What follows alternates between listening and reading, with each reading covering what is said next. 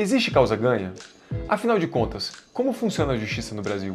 Você sabe seus direitos? Meu nome é Thierry Leite, sou advogado e vou te explicar sem complicar.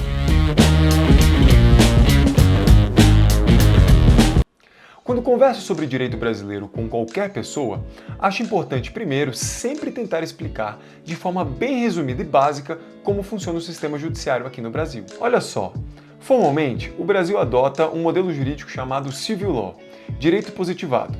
Bonitas expressões, né? Mas traduzindo, significa dizer que todas as normas brasileiras devem ser escritas. É como se fosse um sistema de videogame. Nós temos a Constituição Federal, maior lei do Brasil, que seria tipo um console, PlayStation, Xbox, Nintendo, enfim. E temos leis que seriam como jogos desse console. Em um jogo, você tem o controle remoto nas mãos. Mas os botões só conseguem passar para o jogo comandos pré-definidos pelo programador por meio de linhas de códigos. E olha que exemplo bom, algumas das nossas leis mais importantes são chamadas de códigos. Código Penal, Código Civil, Código de Trânsito e por aí vai. Na minha opinião, o problema do sistema que adotamos, que obriga a ter tudo escrito, é que a vida não é um jogo. Ou seja, se nela pode acontecer absolutamente tudo, não tem como prever e escrever tudo o que pode acontecer.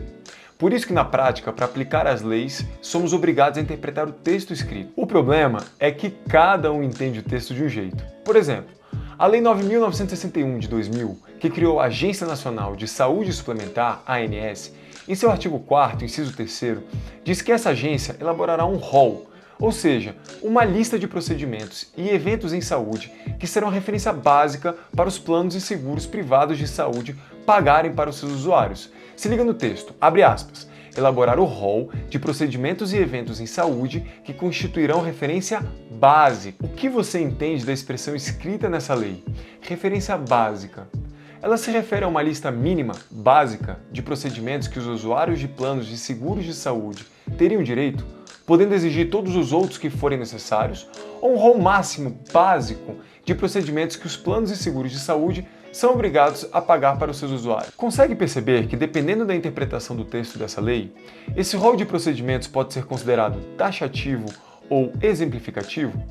O que muda todo o jogo, tanto para os planos e seguros de saúde como para os seus usuários. Nos últimos anos, esse assunto foi tão polêmico e gerou tantas decisões judiciais controversas que, para resolver a questão, em 29 de agosto de 2022, o Senado aprovou o Projeto de Lei 2033 de 2022, que nesta data aguarda a sanção presidencial. Bom, nesse vídeo eu não vou me prolongar muito nesse assunto, mas assim que a nova lei entrar em vigor, eu faço um vídeo específico sobre esse tema. Agora olha só, já que temos que interpretar as normas escritas, quem é responsável por isso? O Poder Judiciário. Mas se o texto da lei pode ter diversas interpretações e todas podem ou não estar corretas, qual é a interpretação que valerá? No Brasil, nós temos 26 estados e um Distrito Federal, ou seja, 27 unidades federativas. Portanto, no que diz respeito à Justiça Estadual, por exemplo, temos 27 tribunais. Cada um deles possui duas instâncias. A primeira são as varas e a segunda as turmas. Falando de justiça comum, geralmente os processos são protocolados nas varas, onde atuam juízes de direito. Ao final do processo, o juiz responsável irá proferir uma sentença, ou seja, ele irá dar a sua interpretação sobre algum assunto. Agora, se uma ou todas as partes não concordarem, podem recorrer para uma das turmas do tribunal, que são compostas por pelo menos 3 desembargadores. O número é ímpar de propósito, para poder decidir sempre sem empate sobre algum assunto. Na turma designada, um de pelo menos 3 desembargadores será responsável por redigir o seu julgamento, dar a sua opinião sobre um determinado assunto, que em uma data designada será apresentada por ele aos outros desembargadores, que podem ou não concordar com aquela posição. É literalmente uma votação. Vence a opinião com o maior número de votos, sendo proferido por aquela turma um acórdão, ou seja, será a opinião daquele tribunal sobre um determinado assunto, o que irá se tornar uma jurisprudência. Beleza, e o que é uma jurisprudência? É um termo jurídico referente a um conjunto de decisões sobre interpretações das leis feitas pelos tribunais. Mas aí vem a pergunta: e se os tribunais de outras unidades federativas do Brasil tiverem opiniões diferentes sobre os mesmos assuntos?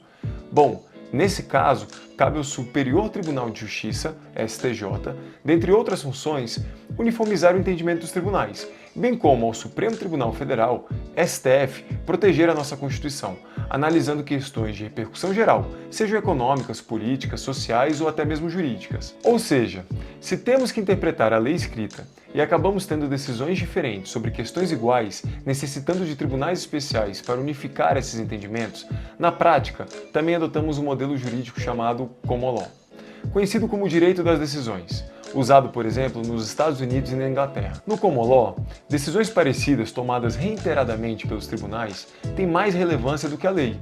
As decisões são tomadas com base nos princípios e costumes da sociedade e em julgados anteriores. Nesse sistema, existem poucas ou nenhuma norma escrita. Na minha opinião, com o sistema político que atualmente temos, não é possível criar leis na velocidade que a sociedade evolui. Por isso que, na prática, o Brasil acaba adotando um sistema híbrido, civil law e common law, o que gera a famosa insegurança jurídica, porque ninguém tem certeza do que será decidido. Tudo pode mudar a qualquer momento. E aí fica quase praticamente impossível saber e exigir os nossos direitos, ainda mais sem compreender como funciona o nosso sistema, não acha? Me diz aí nos comentários. E essa complexidade toda, e olha que eu simplifiquei muito, se replica em todos os outros poderes brasileiros, legislativo e executivo. Mas aí é assunto para outro vídeo. Portanto, resumindo, não existe causa-ganha. Ninguém pode te garantir com certeza o que acontecerá em uma ação. É claro que com muito estudo e sempre analisando a jurisprudência atualizada, é possível ter uma boa noção das chances. Mas na vida nós só temos duas certezas. A primeira é que iremos morrer, e a segunda é que vamos pagar impostos. Se você gostou desse conteúdo e tem algum tema que gostaria que eu explicasse, comente aqui. Não deixe de se inscrever, clica aí no sininho, curtir e compartilhar o meu canal. Me segue também nas redes sociais vizinhas. Tamo junto!